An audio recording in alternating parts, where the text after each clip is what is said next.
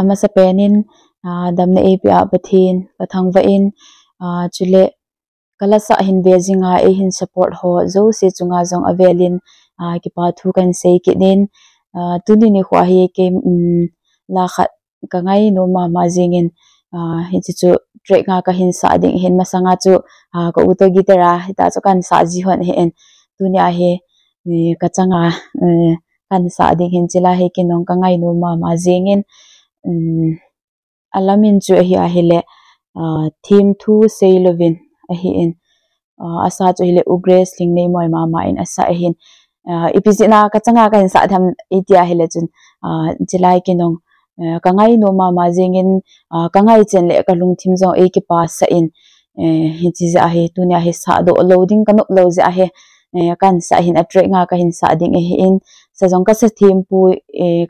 pu la sa theme jong ka hi pu hi jong le nang ho in abula pa na chai na chen nei na vet pi ki de vin ti chu ka hin sei ki hi e tun ala chu hin sa pan ta nge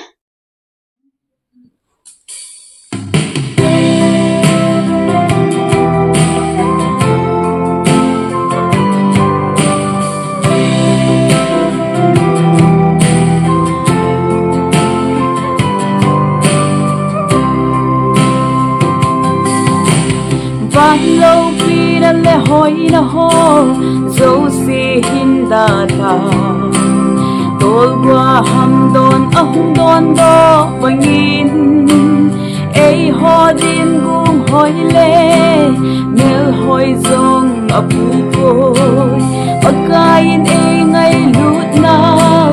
thu in asange him san thay na divin him thu si lovin lal khu ikutin divin ling khu ku in tagaw nga ya dang sa in mo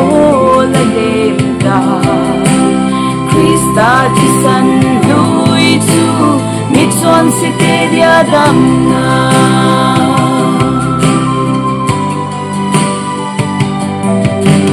Gesmani ho na pakai lung dong in atabe dang leke hu hing itsan theida dingin amma lung gut lam so a chon go zo lovin pathian lung gut su buthidin aki than zo tai kim itsan theida divin kim thu se lovin lal khu ikutin divin ling khu ku in tagaw nga ya dang sa in mo la lem da Krista di san lui chun mitson si te dia dam na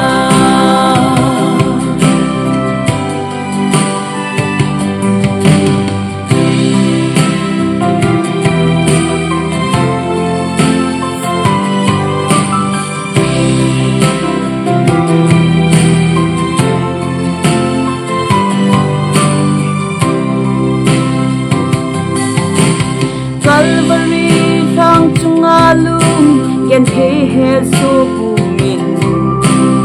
Isisi un subsit na cross in Pan piring na lovin Athena ding zonin Ang ay lut na mihin pagin Apong dot so po Him itsan thay na divin Him to say lovin Lalku ikutin divin ling luku ku in tagaw nga ya dang sa in mo la lem da Krista di san lui chun mitson si te dia dam na Him itsan thay na divin Him to say lovin Lalku ikutin divin ling khu ku in tagaw nga ya dang sa in la lem ta